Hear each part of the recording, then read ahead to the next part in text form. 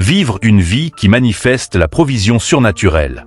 Dans un monde rempli d'incertitudes, de crises économiques, d'inflation et de manque, beaucoup se demandent comment vivre une vie où la provision de Dieu est réelle, visible et constante?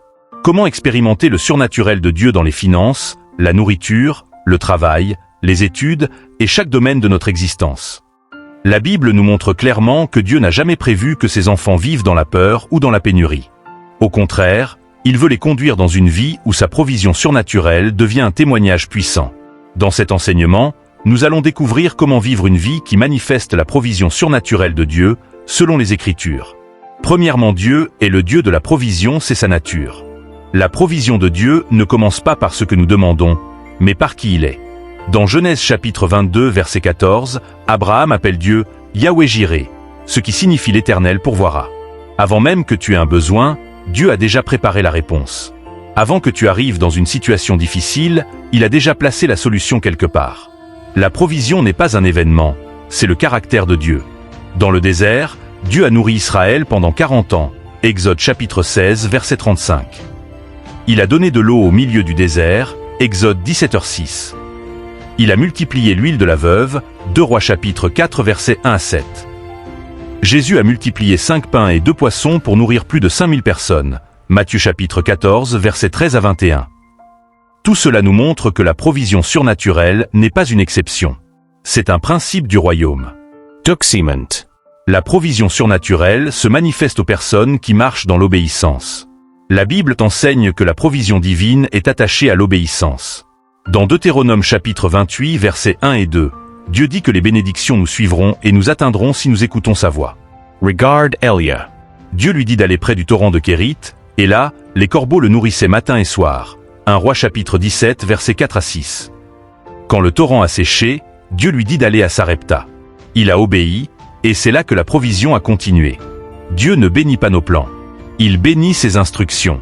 Pour vivre la provision surnaturelle, il faut donc développer la capacité d'écouter la voix de Dieu, d'obéir, même quand cela semble illogique. Troisement. La foi taillère la provision surnaturelle. La provision de Dieu n'est pas activée par la peur, le stress ou les plaintes, mais par la foi. Hébreux chapitre 11, verset 6 dit « Sans la foi, il est impossible de lui être agréable. » Regarde Pierre. Quand Jésus lui demande de jeter le filet alors qu'il avait pêché toute la nuit sans rien attraper, il obéit par la foi. Et la Bible dit qu'il a attrapé une quantité extraordinaire de poissons, Luc chapitre 5 versets 1 à 7. Quand ta foi se lève, le ciel s'ouvre. La foi dit « Dieu est capable. Dieu est fidèle. Dieu veut le faire pour moi maintenant. » Quatriment. La provision surnaturelle se manifeste dans la dépendance totale envers Dieu. Beaucoup de personnes veulent la provision de Dieu, mais elles comptent encore sur elles-mêmes, leur intelligence, leur argent, leur capacité ou leur entourage. Mais Jésus dit « Sans moi, vous ne pouvez rien faire. » Jean chapitre 15, verset 5. Regarde Israël dans le désert. Dieu leur donnait la manne chaque jour, pas pour une semaine, mais jour après jour. Pourquoi? Pour leur apprendre à dépendre de lui. La dépendance ouvre les portes du ciel. Quand tu dis « Seigneur, tu es ma source, pas mon travail, pas mon pays, pas mon salaire, pas mes parents. » Alors tu entres dans une dimension où Dieu se manifeste puissamment. Cinquement. Donner ouvre la porte de la provision surnaturelle. Dans le monde, on dit « Garde pour toi, économise. » Dans le royaume, Dieu dit « Donne et il te sera donné. » Luc chapitre 6 verset 38. La veuve de Sarepta n'a pas reçu la multiplication avant d'avoir donné à Élie. Le jeune garçon n'a pas vu ses pains être multipliés avant qu'il n'offre ce qu'il avait à Jésus. Le royaume de Dieu ne fonctionne pas selon la logique humaine. La logique dit « Si je donne, je perds ». Le ciel dit « Si tu donnes, tu multiplies ». Donner, c'est reconnaître que Dieu est ta source. Schixiamament. La provision surnaturelle se manifeste à ceux qui cherchent d'abord le royaume. Jésus dit dans Matthieu chapitre 6, verset 33. « Cherchez premièrement le royaume de Dieu et sa justice, et toutes ces choses vous seront données par-dessus. » Dieu ne donne pas sa provision aux personnes qui le cherchent seulement pour leurs besoins. Il donne sa provision à ceux qui le mettent en premier. Si Dieu devient ta priorité, sa provision devient ton quotidien. Septiamament. La provision surnaturelle exige une vie de prière. La prière est la clé qui ouvre les portes du ciel. La Bible dit de demander Matthieu chapitre 7 verset 7. Jésus lui-même priait pour que Dieu pourvoie dans son ministère. Paul priait pour que Dieu pourvoie à ses besoins et à ceux des églises. La prière te connecte à la source. Elle te donne la force, la direction, la paix et même des miracles financiers. Huatimant. La provision surnaturelle se manifeste dans le travail diligent. Dieu ne bénit pas la paresse.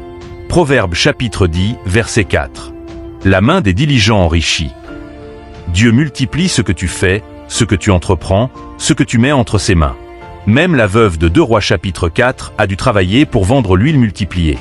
La provision surnaturelle n'exclut pas l'effort, elle le couronne. Nuviment. Il faut s'attendre à Dieu, même quand les circonstances sont difficiles. La provision surnaturelle se manifeste souvent dans les moments les plus impossibles. Dans la famine, Dieu a nourri Élie. Dans la famine, Dieu a multiplié l'huile de la veuve. Dans le désert, Dieu a nourri un peuple entier. Dans un manque absolu, Jésus a multiplié les pains. Quand tu traverses des moments où tu ne vois aucune solution, rappelle-toi que c'est l'environnement idéal pour un miracle. Enfin, la provision surnaturelle n'est pas seulement matérielle, mais aussi spirituelle.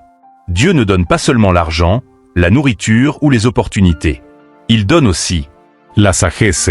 la faveur, des idées, des connexions divines, des portes ouvertes, la paix, la force, la protection.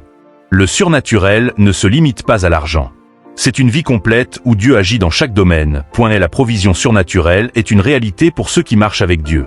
Dieu veut que ta vie soit un témoignage vivant de sa fidélité. Il veut que ta vie montre que le ciel n'est jamais en crise. Il veut que ton entourage voit que Dieu est réel, puissant et actif.